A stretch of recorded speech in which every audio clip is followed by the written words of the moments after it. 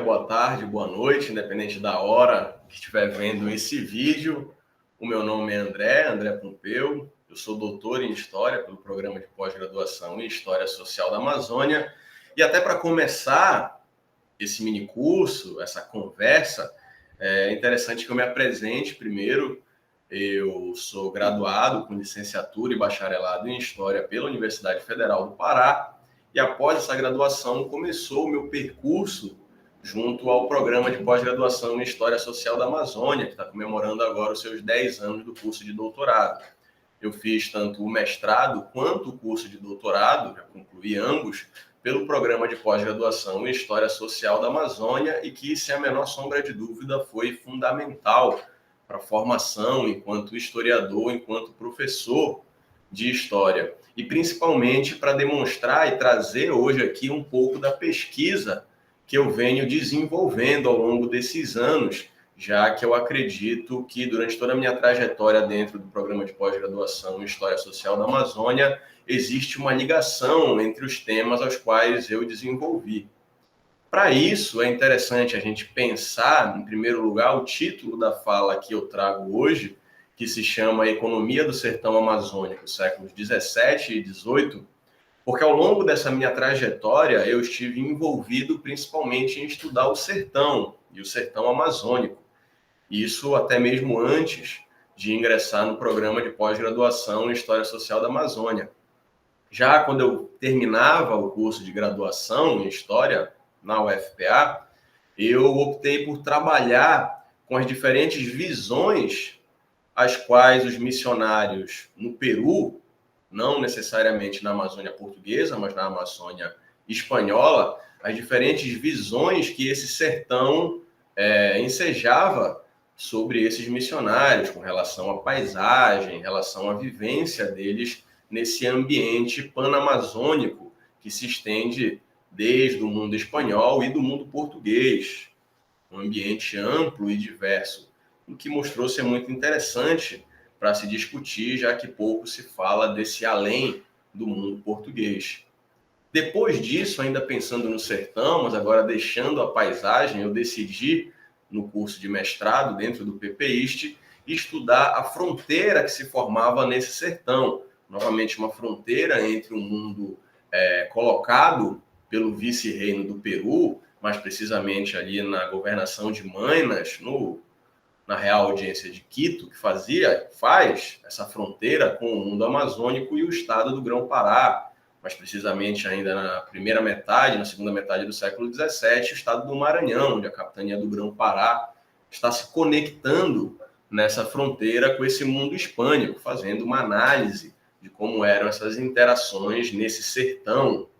nesse ambiente do sertão que denotava essa fronteira entre os impérios ibéricos no mundo americano. E no doutorado, no curso de doutorado,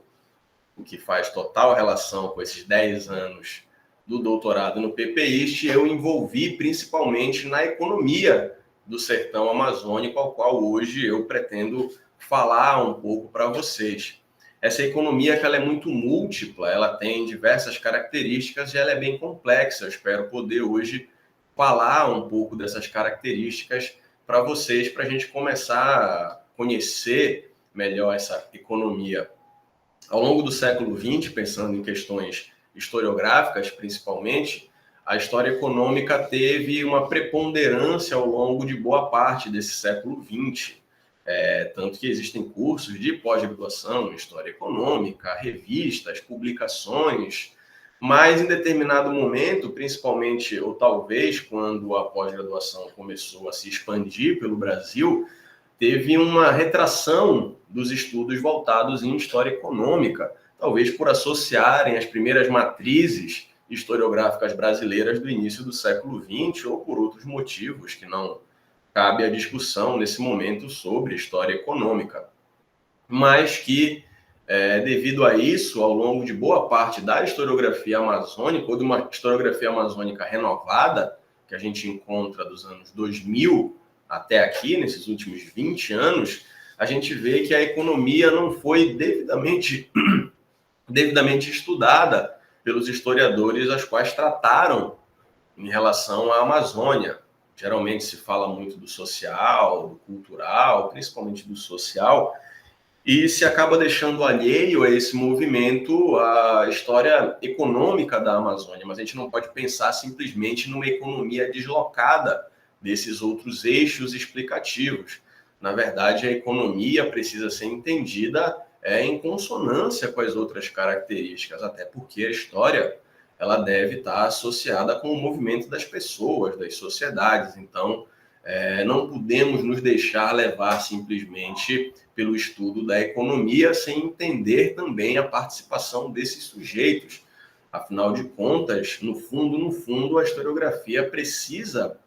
estar voltada para o entendimento dos contextos e dos processos que envolvem esses sujeitos. Por isso, não se pode pensar exclusivamente num pensamento econômico, na teoria econômica aplicada a diversos produtos, a um comércio, ou seja lá onde ela puder ser desenvolvida. Isso nós não podemos fazer se não tivermos em mente as suas características de associação com a sociedade, a cultura, a política, no que seria mais propício a gente pensar no mundo socioeconômico. Aí a gente pode caminhar mais tranquilamente dentro dessa historiografia. Mas fato é que a economia amazônica ela ficou um pouco relegada quando se pensa nessa nova historiografia amazônica, a qual eu citava anteriormente. De modo que, pensando essa economia, ela ficou fechada, principalmente em autores clássicos, em modelos explicativos já bem consolidados, principalmente fazendo a diferenciação entre um Estado português na Amazônia e um Estado português no restante do Brasil. Lembrando aqui que falamos dos séculos 17 e 18, aonde se pode caracterizar como o período colonial, né? Um mundo ainda conectado entre Portugal e o mundo amazônico, o mundo americano. De modo que os modelos clássicos de explicação, principalmente para a economia, do mundo brasileiro são transpostos para o mundo amazônico sem uma devida caracterização ou diferenciação, já que falamos de estados diferentes. A rigor, desde 1621, o estado do Grão-Pará, o estado do Maranhão, na verdade, Maranhão e Grão-Pará, que depois se torna o estado do Grão-Pará e Maranhão ao longo do século XVIII, ele está separado legalmente do estado do Brasil, que é onde está o restante da América Portuguesa, principalmente. Na verdade, essa separação se torna de fato no momento que chega o primeiro governador, e que aí realmente existe uma comunicação direta entre São Luís, inicialmente, com Lisboa, e depois, já no século XVIII, entre Belém e Lisboa, coordenando e organizando esse mundo amazônico-lusitano, e uma comunicação que não precisa e não tinha a necessidade de passar pelas capitais do estado do Brasil, inicialmente Salvador e depois, no século XVIII, o Rio de Janeiro, como está bem explícito na historiografia. Mas antes de falar desses modelos que são clássicos e são levados ao mundo amazônico, talvez seja importante que a gente tenha em mente uma palavra-chave dentro, inclusive, do título e do diálogo que a gente está propondo aqui, que é o sertão. O sertão pode ser considerado uma região, pode ser considerado um lugar, um ambiente, ele pode ter as mais diversas explicações ou conotações que são associadas ao termo sertão. Na verdade, o sertão é algo muito próprio do mundo português, não é algo que se encerrou no mundo amazônico, na verdade é algo muito maior. É um termo, um conceito, na verdade, que os portugueses utilizaram ao longo de todo o momento da sua colonização e do avanço da sua colonização.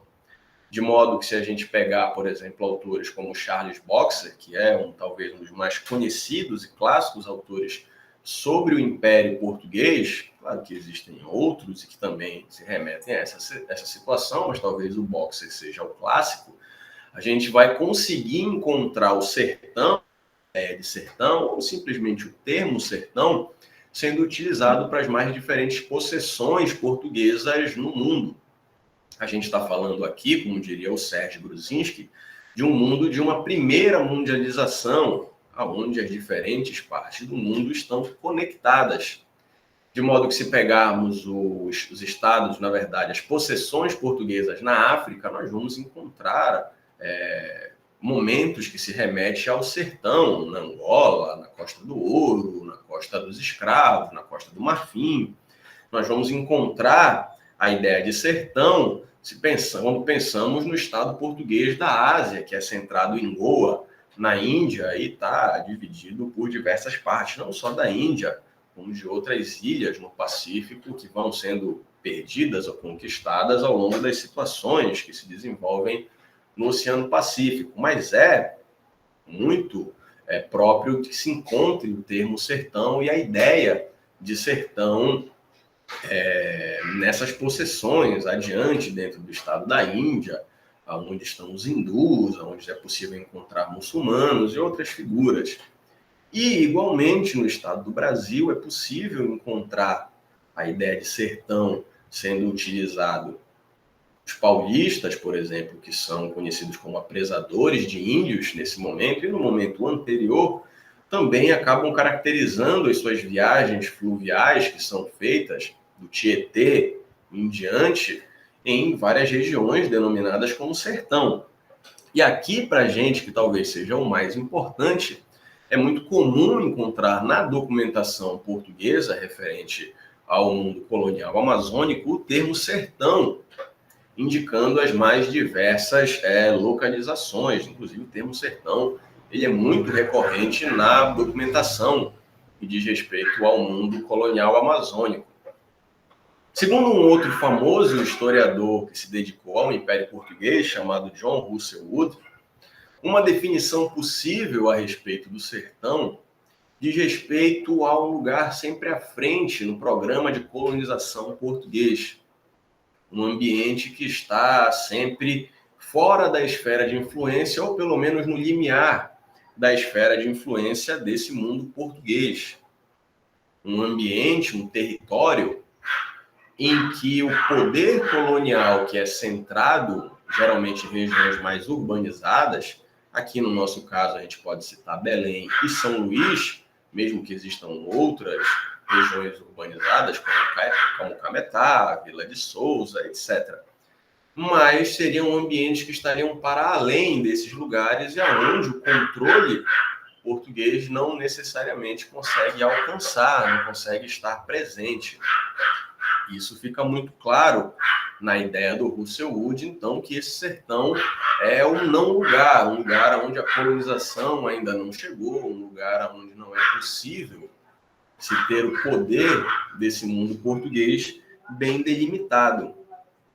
De modo que esse sertão, então, é um ambiente móvel, já que ao longo dos séculos 17 e 18, por exemplo,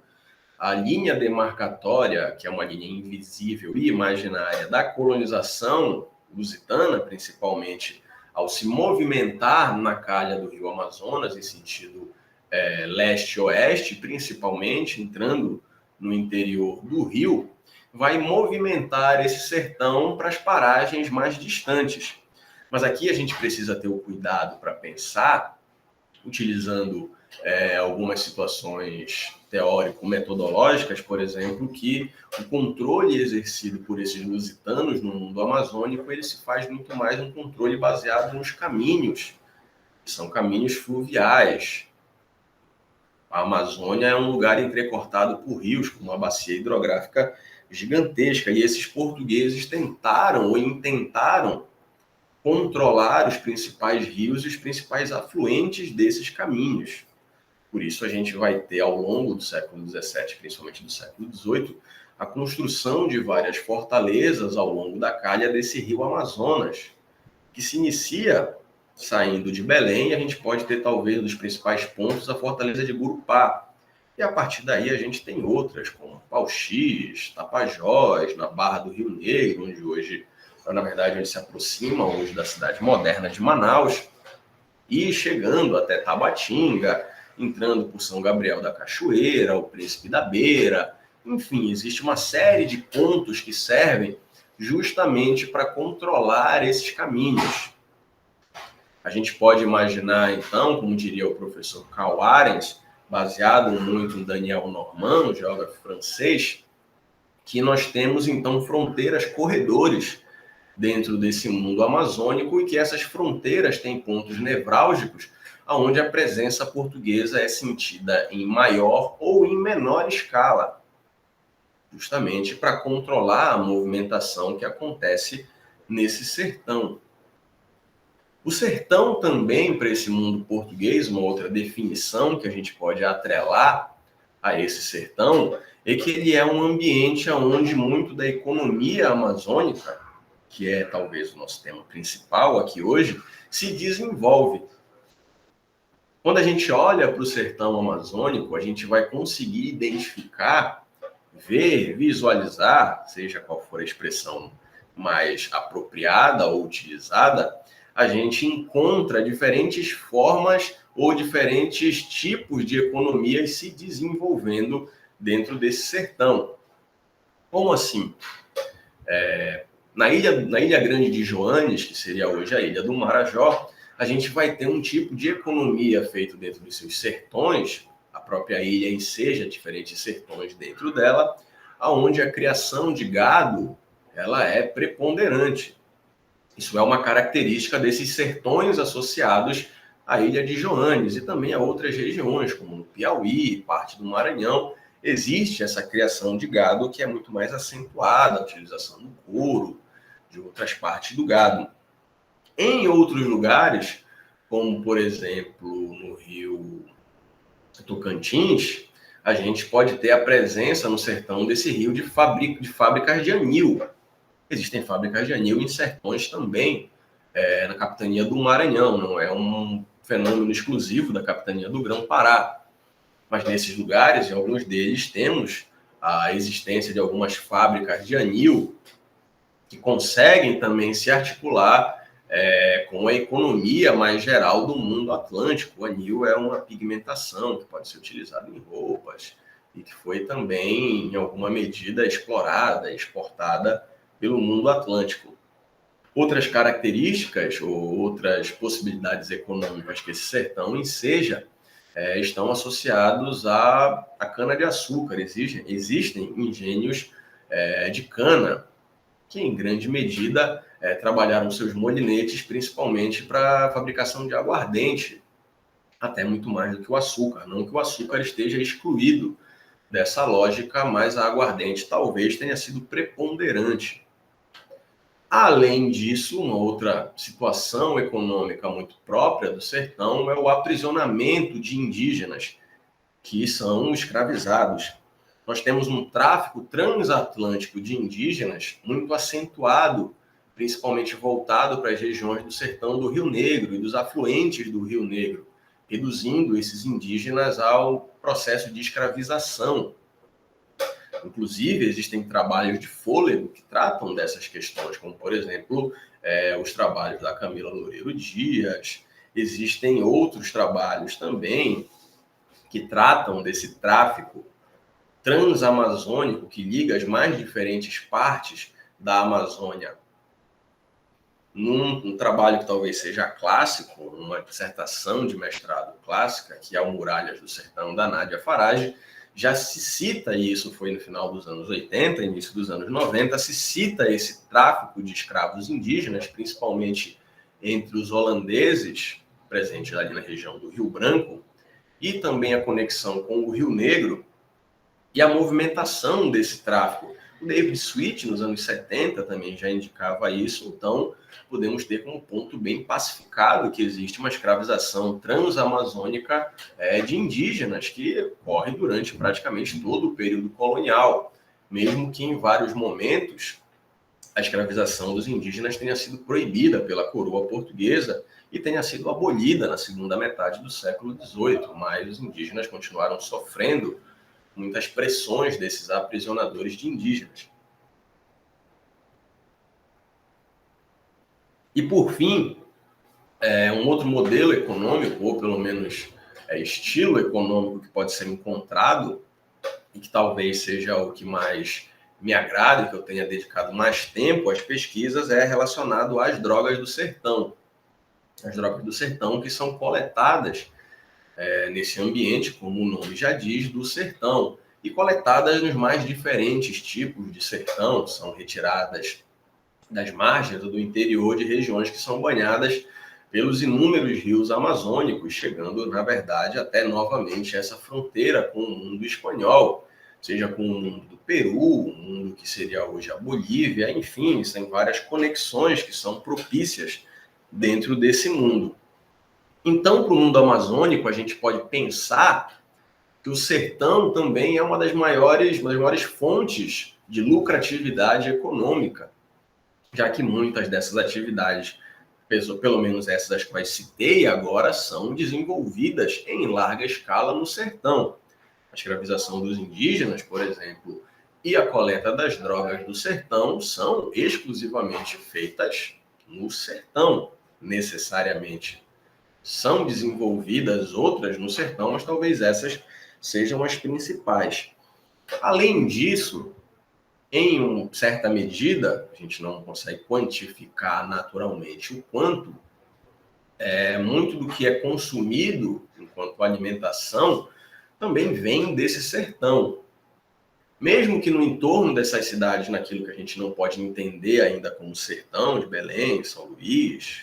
Cametá, outras cidades também, exista no entorno delas a presença de roças, roçados, fazendas, de uma agricultura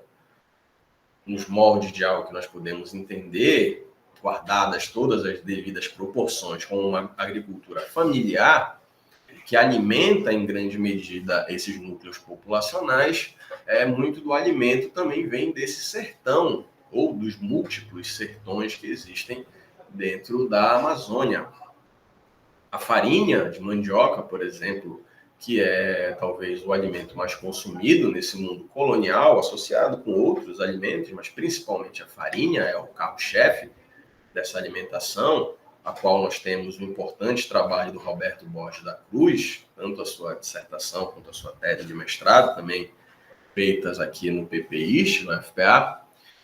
demonstram que parte dessa farinha era produzida nesse sertão, geralmente associados a aldeias de índios amigos ou aldeamentos missionários, principalmente. É muito comum que nesses aldeamentos missionários, e a Companhia de Jesus talvez tenha sido a mais importante dessas mantenedoras desses aldeamentos, a construção de, não vamos dizer complexos, mas de plantações de mandioca para transformação em farinha são muito importantes. Isso tudo vem do sertão. E como essas atividades econômicas são realizadas no sertão, o principal meio de locomoção essa economia se move em grande medida a partir da navegação fluvial. A gente tem, inclusive, aqui na capa do slide, que é um desenho feito na viagem filosófica do Alexandre Rodrigues Ferreira, algumas, na verdade, isso é mais de uma, dessas embarcações típicas do mundo amazônico que carregaram essas riquezas produzidas pela economia do sertão até os núcleos populacionais. Muitas dessas riquezas, podemos dizer assim, estão associadas ao comércio atlântico. A coleta das drogas do sertão, por exemplo, em grande medida era exportado no mundo atlântico. O professor Rafael Chamboleron e o Frederic Matos, que também fez o doutorado aqui no PPIST, tem trabalhos instigantes e interessantes sobre a circulação do comércio atlântico dessas drogas do sertão para a Europa, e na Europa a circulação que ela tem entre os próprios estados europeus, mostrando que a conexão das diferentes partes do mundo feitas com a Amazônia também diz muito respeito ao movimento que essas drogas do sertão tiveram, não só no interior do sertão, mas através do mundo atlântico. Isso enseja um termo ao qual eu cunhei na minha tese de doutorado, está lá presente, de que essa economia ela é uma economia atlântico-sertaneja, a economia baseada nas drogas do sertão, já que ela está entre esses dois mundos e está conectando esses dois mundos. De um lado, um mundo atlântico, que necessita e precisa ser abastecido de drogas do sertão, ainda mais depois do século XVII, quando acontece a atlantização da economia portuguesa e existe uma necessidade de substituição dos produtos que antes eram coletados no mundo asiático, na Índia, e que agora teriam que ser substituídos por produtos americanos dentro da economia portuguesa. Existe um movimento de se buscar muito mais essas drogas do sertão e de se buscar condições de se fazer uma coleta mais racional, de se exportar mais essas drogas. E, por outro lado, existe a conexão do outro mundo, que é o mundo do sertão, onde essas drogas estão, que é um mundo geralmente ou eminentemente indígena, com a presença de alguns mestiços, considerados na fonte como mamelucos, que estão executando essa coleta, que vai ser depois exportada em grande medida, e que não necessariamente estão preocupados com as mesmas questões de um grande mercado atlântico. Na verdade, eles são impelidos por outros motivos na movimentação da coleta dessas drogas do sertão. Inclusive, é importante que a gente pense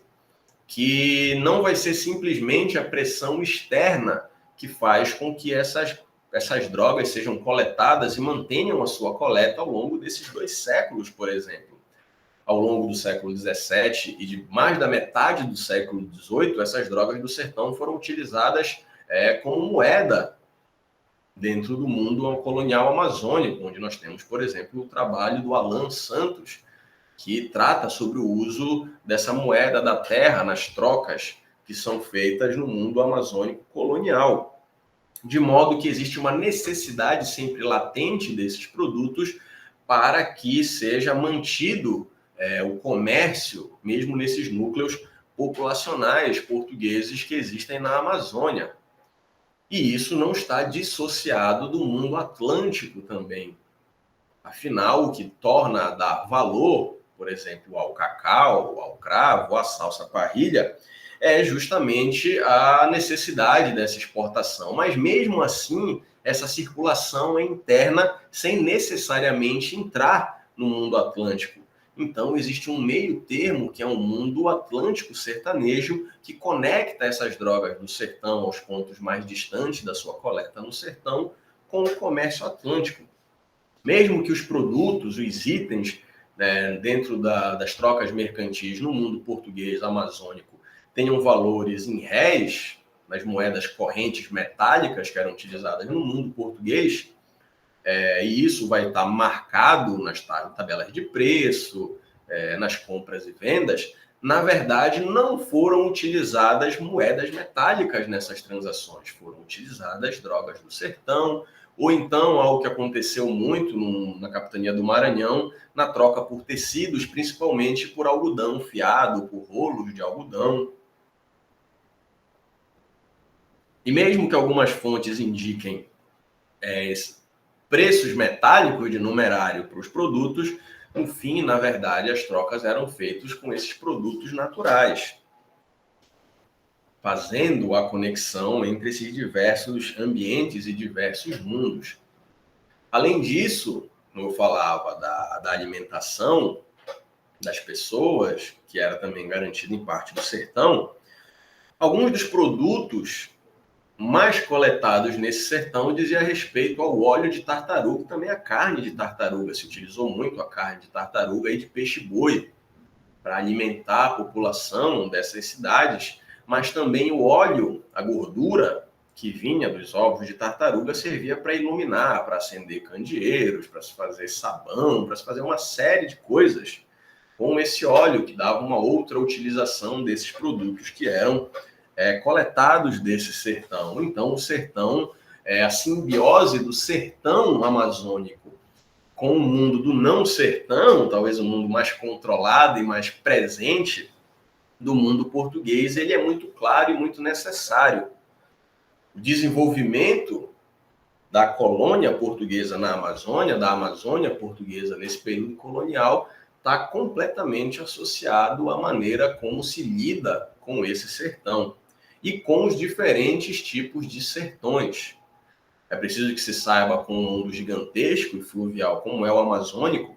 cada um dos rios enseja um sertão diferente, com produtos diferentes. Existem características específicas da região tocantina, da região do Rio Negro, do Rio Solimões, do Rio Madeira, do Rio Içá. Todos esses rios e os diversos outros não citados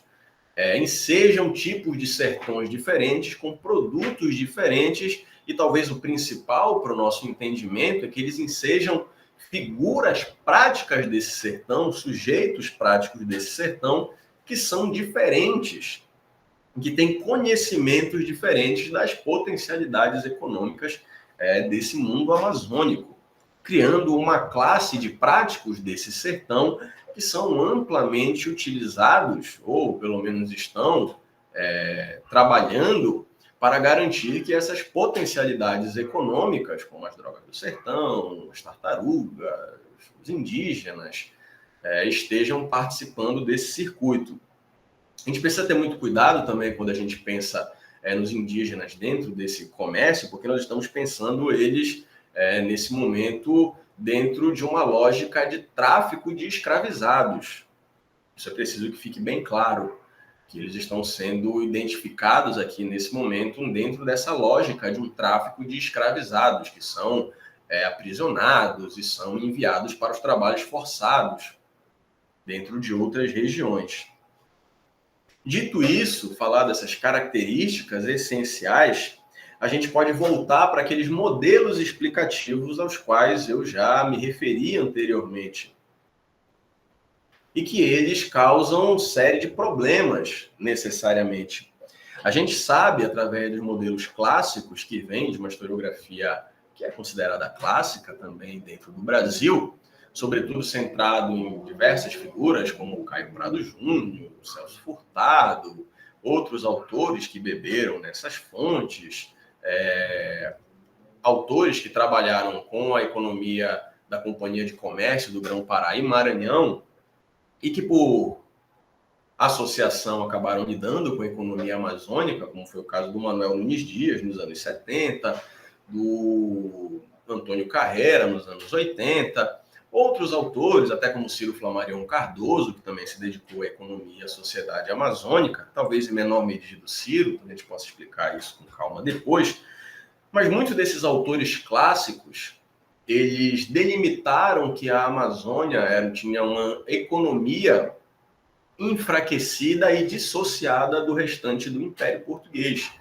Na verdade, a economia amazônica, ou a Amazônia portuguesa como um todo, ela é encarada como pobre, como vacilante, como débil, como sem associação com o mundo português atlântico, estando enfraquecida, uma série de características negativas que são associadas a esse mundo e que estão em voga nessa historiografia ao longo de boa parte do século XX.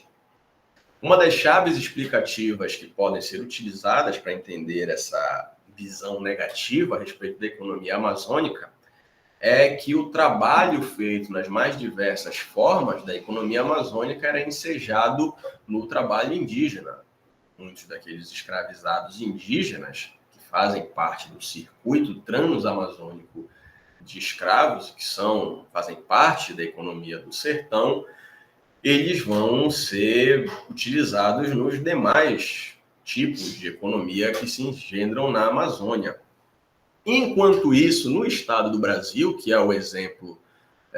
que se utiliza numa comparação entre a Amazônia e o estado do Brasil, o trabalho preponderante vai ser o trabalho dos escravizados de origem africana e do tráfico de escravos africano. Por isso, como no mundo amazônico, ao longo de uma boa parte desses séculos 17 e 18, O tráfico de escravos africanos ele foi diminuto, aumentando bem mais com a ascensão da Companhia de Comércio na segunda metade do século XVIII, mas, a rigor, o trabalho era feito por indígenas, na sua grande maioria. Existe essa ideia de que a economia da Amazônia não está conectada com o restante da economia portuguesa, já que para muitos desses autores vai ser o trabalho escravo e a reprodução do trabalho escravo africano, o próprio tráfico de escravos africanos, que vai definir as características da economia portuguesa, do Estado do Brasil, ou dessa economia atlântica portuguesa. Autores como Luiz Felipe de Alencastre, por exemplo, que se dedicaram a pensar a formação do Brasil baseado nesse tráfico atlântico de escravizados africanos, acaba excluindo a Amazônia, já que ele não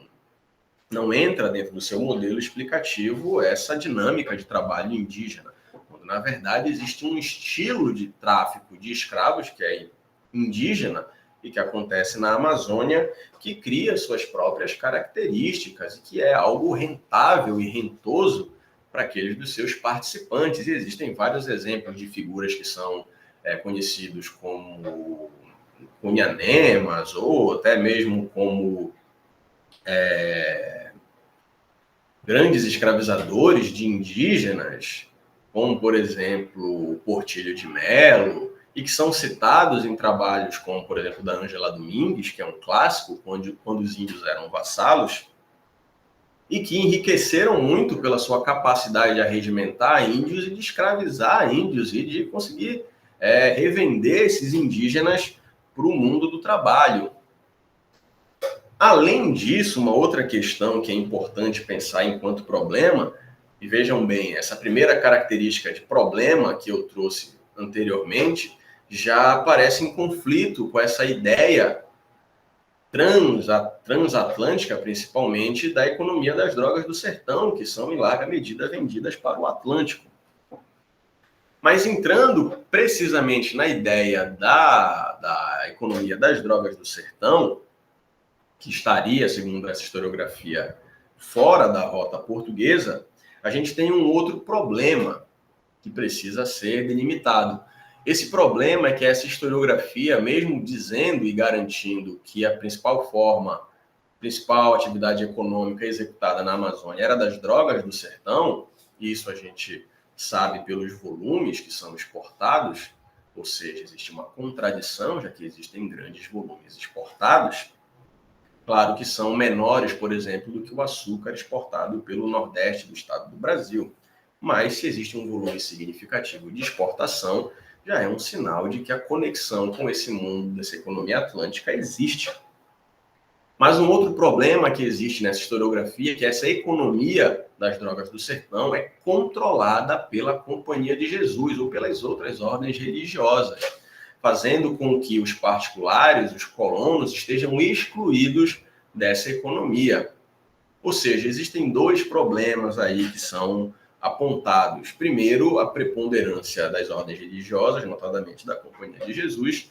e o outro é a ausência dos particulares enquanto figuras históricas, agentes históricos participantes dessa economia. E, por fim, um outro problema que é recorrente na historiografia, que vem desde o João Lúcio de Azevedo, do Arthur César Ferreira Reis e dos outros autores que já citei,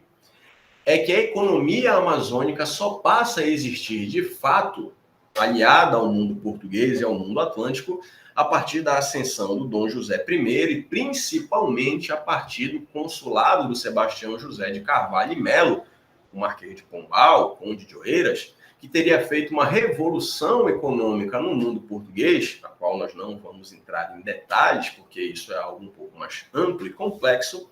e que finalmente teria abarcado o mundo amazônico para essa economia portuguesa mais geral.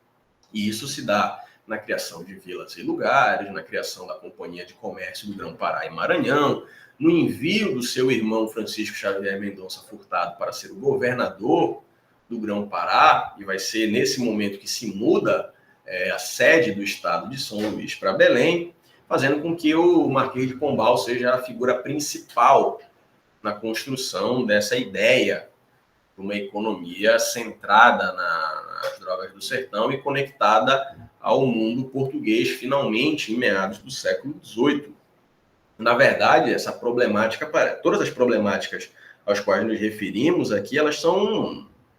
enfraquecidas até mesmo por aquilo que já dissemos no início das próprias conexões atlânticas que já existiam. Mas talvez, principalmente talvez, nós não tenhamos entrado com mais precisão dentro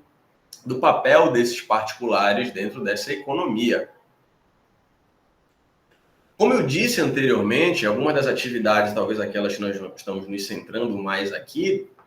produzidas no sertão, dizem respeito ao resgate e o descimento de indígenas, que seria o tráfico transamazônico desses indígenas. E a outra, a coleta das drogas do sertão. Inclusive, nós temos a imagem daquela que é a principal aqui, que é o cacau. Essas podem ser caracterizadas como as duas principais atividades econômicas realizadas no sertão. E dentre essas duas atividades econômicas, existe uma preponderância dos particulares, que foram excluídos no problema que citamos anteriormente. São muitos desses particulares que estão envolvidos com esse tráfico de indígenas, com essa escravização legal e ilegal de indígenas. Mesmo que autores como Anália Farage, em grande medida, e também o Roberto Zalu de Carvalho tenham falado na participação de missionários, principalmente carmelitas, nesse tráfico, vão ser os principais figuras nesse tráfico, são os particulares. E na coleta das drogas do sertão, por exemplo, fazendo um apanhado da documentação e vendo o que é produzido e exportado pelas ordens missionárias, em comparação com o todo, a gente vê que chega no máximo 25% a 27% às ordens missionárias, ficando o restante na mão desses particulares, o que demonstra que existe uma preponderância muito maior desses particulares que foram excluídos pela historiografia do que as ordens religiosas. As fontes que são possíveis da nossa análise para a gente entender parte dessa economia do sertão estão dispostas nesses fundos, aos quais eu listei aqui para a gente, que são fontes publicadas, como, por exemplo, as crônicas dos missionários, a gente tem do Bettendorf, do João Daniel, tem o Francisco Xavier Ribeiro de Sampaio, que foi ouvidor também, tem uma série de figuras que foram publicadas ao longo do século XIX e XX que dão perspectiva com relação à economia amazônica. Mas também a gente tem a documentação presente, principalmente nos avulsos do Arquivo Histórico Ultramarino e naqueles códices que dizem respeito aos mapas de produção e exportação. Existem também documentações presentes no Arquivo Nacional da Torre do Tombo e talvez o principal deles, dos arquivos presentes aqui, seja o Arquivo Público do Estado do Pará, o APEP, onde nós conseguimos ter uma visão muito mais precisa do que acontece no dia a dia do sertão, já que no APEP nós reunimos a documentação produzida aqui diariamente dentro da região amazônica, numa comunicação que privilegia as ações que estão acontecendo no sertão, diferente daquelas que são escritas no Conselho Ultramarino, por exemplo, que já estão bem distantes. E, além disso, a gente tem muita documentação presente na Biblioteca da Ajuda, na Biblioteca Pública de Évora, que podem auxiliar. Enquanto referencial teórico para ajudar a pensar teoria e metodologia para essa economia do sertão amazônico, eu trouxe aqui alguns autores. O primeiro deles, que talvez seja um clássico, conhecidíssimo, seja o Fernando Brodel, que dedicou muito do seu conhecimento e da sua perspectiva histórica às raízes do capitalismo. Escreveu uma série de trabalhos sobre a economia do mundo moderno, principalmente associada às raízes do capitalismo. A gente pode desprender uma noção que talvez seja uma noção também compartilhada tanto pelo Karl Polanyi e pelo Giovanni Levi, que é uma figura importante dentro da microhistória. Esses três autores têm uma característica comum, na verdade eu vou reduzir um pouco aqui para poder explicar, que diz respeito ao entendimento, e isso está andando de mãos dadas com aquilo que eu já falava no início da minha fala, que é o entendimento de que a economia precisa estar conectada com as outras situações vivenciadas no contexto humano. A economia não pode ser simplesmente pensada, dissociada a sua teoria econômica do ambiente social humano. O Fernando Brodel, por exemplo, no livro O Modelo Italiano, ao se perguntar se a cultura foi o único fator preponderante para a retração da Itália após o Renascimento, ele é muito claro ao dizer que temos que pensar cultura e economia de forma casada para conseguir entender como as ações daquela sociedade foram desaguar num retrocesso cultural após o Renascimento. O Karl Polanyi também nos deixa muito claro, principalmente na ideia de imersão, presente no livro A Grande Transformação, que todos os fatores sociais, as vivências, as ideias que são passadas ao longo da formação dos sujeitos vão influenciar nas suas decisões econômicas, ou seja, a economia, a teoria econômica não está dissociada de toda a carga de experiências que existiu naquelas pessoas. E o Giovanni Levi, por sua vez, se a gente pensar, por exemplo, no livro Herança Imaterial, também vai caracterizar que essa economia, e aí ele fala do Piemonte italiano, não está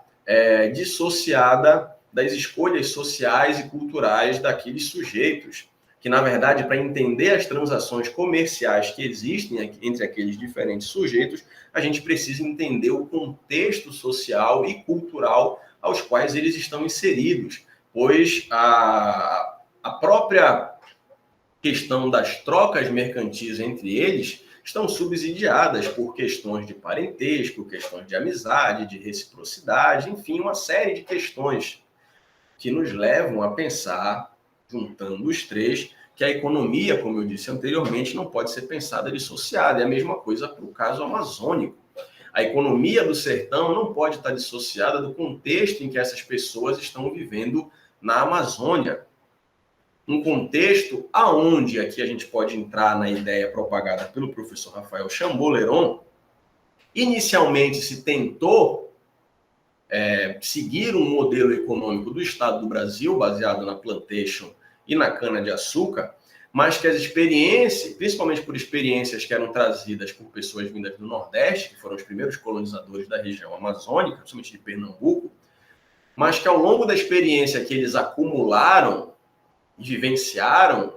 dentro do mundo amazônico, perceberam que outros modelos econômicos precisavam ser desenvolvidos para dar conta da realidade que eles estavam. E como diz o professor Rafael Chamboleron, é necessário que a gente veja as especificidades de cada uma dessas regiões para entender os modelos econômicos a que elas engendram. E por isso aqui, o modelo econômico baseado nas drogas do sertão e no resgate e aprisionamento de indígenas se difere do modelo das grandes plantations baseadas no trabalho de escravizados africanos. E, por fim, a gente tem aqui a Brock Larson, que trabalhou principalmente com Cochabamba no período colonial, que nos demonstra, e aí entra principalmente na questão da ideia do Atlântico sertanejo, que esses mundos no interior da América, que são mundos que em grande medida estão influenciados pela grande participação de indígenas, eles estão tanto conectados quanto não conectados com esse mundo atlântico ou mundo europeu. Existem graus diferentes de conexão e existem microespaços de relacionamento entre essas conexões dentro do mundo americano, onde, em grande medida, vão ser maiores as conexões com a América e em outras vão ser menores, que é justamente o que acontece no mundo do sertão amazônico. Para a gente falar um pouco mais do resgate dos indígenas, das tropas de resgate, tropas ilegais e descimentos privados, eu trouxe aqui um documento, que é um termo de fiador para resgate de indígenas, que eu fiz a transcrição aqui do lado, ele está presente no Arquivo Público do Pará, para que a gente possa conhecer um pouco como isso acontecia na prática. Aqui diz que aos 31 dias do mês de outubro de 1740 anos, nesta secretaria apareceu Manuel Tavares, mestre ferreiro, morador nesta cidade, que é Belém, o qual declarou que por este termo se obrigava a que Joaquim Leitão da Costa cumprisse a cláusula do alvará que lhe foi concedida para fazer resgates, a qual consiste em que, não achando a tropa de resgate no Rio Negro, voltar para essa cidade sem fazer resgates algum, nem trazer pessoa alguma sem registro no caso que se ache, ou está ilegível, como vocês podem ver, a borda do documento está bastante danificada, feitas no tempo da dita tropa, e de como o dito Manuel Tavares se obrigou ao referido e pena de pagar 400 mil réis no caso de que o dito Joaquim Leitão da Costa faça os resgates ilegais. Aqui a gente tem um sujeito que recebeu permissão para participar de uma tropa de resgates oficiais que ia ao Rio Negro e que teria condições de resgatar um determinado número de indígenas, mas que, se ele estivesse fora dessa tropa, se ele não encontrasse a tropa e trouxesse pessoas sem registro, ou seja, pessoas que foram escravizadas e não tiveram o beneplácito, por exemplo, de um missionário que acompanhava a tropa, esse sujeito, Manuel Tavares, deveria pagar 400 mil réis de forma a ser como um fiador desse sujeito que foi ao sertão e que pediu permissão, e foi concedida a permissão para esses particulares para fazerem esse resgate. A gente vê aqui a associação de um mestre ferreiro, que provavelmente poderia receber parte desses indígenas que iam ser resgatados, com outros particulares que iam entrar ao sertão na busca desses indígenas, que seriam também a fonte principal dessa economia do sertão. Aqui a gente já está pensando na coleta das drogas do sertão, que teve um primeiro momento de incentivos às descobertas no século XVII por parte da coroa, nesse processo de atlantização, ao que eu citei anteriormente, em que o mundo americano, o mundo atlântico, na verdade, ele se torna preponderante com relação ao mundo asiático, mas é algo um pouco mais complexo que nós não vamos entrar agora. E que o que acontece, então? São organizadas expedições anuais, que saem geralmente no fim do ano, outubro, novembro, dezembro, por aí, e que ao longo e que saem anualmente em números grandes, geralmente 100 canoas, saem do Porto de Belém para conseguir fazer a extração dessas drogas do sertão. Essas canoas são armadas por esses particulares que enviam, se associam entre si, enviam essas canoas com um grande contingente de indígenas para fazer a coleta desses produtos. É uma economia atlântico-sertaneja, como eu expliquei anteriormente, e que esse envio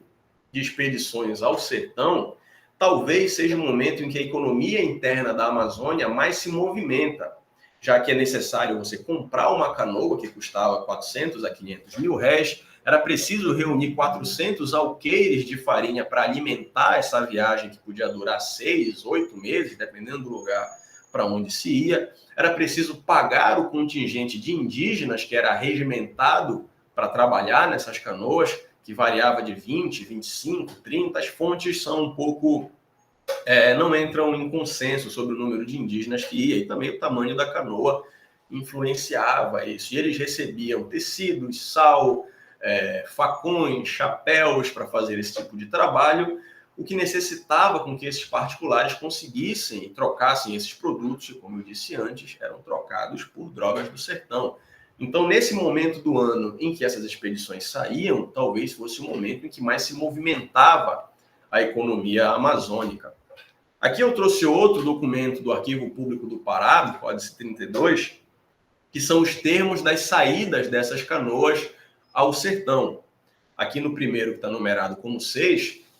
está escrito que assinou o termo Jerônimo Cordeiro Sardo Villa-Lobos, que vai em uma canoa à coleta,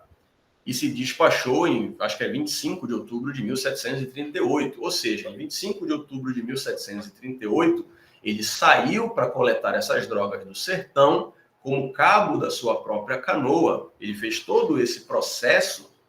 de juntar o material, juntar alimento, juntar os indígenas e partiu para a coleta dessas drogas do sertão e fez um grande investimento nessa economia, esperando os retornos que a economia do sertão podia lhe dar.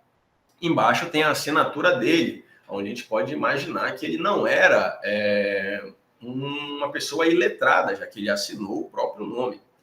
Embaixo, nesse número 7, a gente tem assinou o termo o João, que parece ser Donichão, algo do tipo, que vai em uma canoa também à coleta e se despachou em 23 de outubro de 1738. A gente tem 2 exemplos aqui de particulares que partiram em outubro de 1738 em busca da coleta dessas drogas do sertão, em busca dessas riquezas do sertão. O que a gente pode concluir, então, dessa nossa apresentação aqui de curta duração, em primeiro lugar, é que a historiografia presente no século XVIII, muito baseada em clássicos, ela acabou deixando de lado vários contextos e processos no mundo amazônico, sobretudo aqueles que diziam respeito aos particulares e a atuação deles dentro dessa economia do sertão. Isso foi ignorado em detrimento de uma noção de que a Companhia de Jesus teria dominado essa economia das drogas do sertão. Uma noção, a qual eu digo aqui para vocês, que parece estar equivocada e que, na verdade, os particulares tiveram uma participação preponderante nessa economia, seja na escravização de indígenas ou seja na coleta das drogas do sertão. Outra questão que é interessante a gente ter em mente nesse momento diz respeito ao papel central de Belém na articulação dessa economia do sertão. O que nos remete novamente à ideia de Atlântico sertanejo, pois da cidade de Belém, que mesmo que esses particulares não habitem nessa cidade, é na cidade de Belém onde se arregimenta muito do material necessário para essas viagens, é na cidade de Belém onde se consegue as licenças, é na cidade de Belém que se parte e que se chega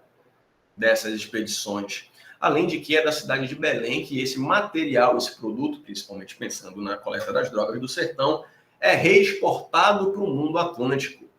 Então, Belém é um centro atlântico sertanejo que articula as demandas do mundo europeu, atlântico, com aquilo que se desenvolve são situações propriamente vivenciadas no sertão. Belém, então, seria esse grande polo irradiador que organiza e é o centro desse mundo atlântico sertanejo. E, por fim, a gente pode perceber que o desenvolvimento do mundo português na Amazônia colonial é totalmente conectado às situações que essa economia do sertão vai engendrando ao longo dos séculos 17 e 18 e que a evolução ou desenvolvimento ou mudanças sociais, culturais e políticas da Amazônia estão totalmente conectadas com esse sertão. Não é à toa que as mudanças políticas, e claro que houveram mudanças políticas no século XVIII, envolvendo a Amazônia, mudança da capital, a criação de companhia de comércio, estão muito associadas a uma maneira de racionalizar e reorganizar essa economia das drogas do sertão. Por isso, é importante que tenhamos em mente o funcionamento dessa economia baseada no sertão e as suas mais diversas facetas. E assim eu concluo. Agradeço a todos que assistiram. Fiquem em paz. Tchau, tchau.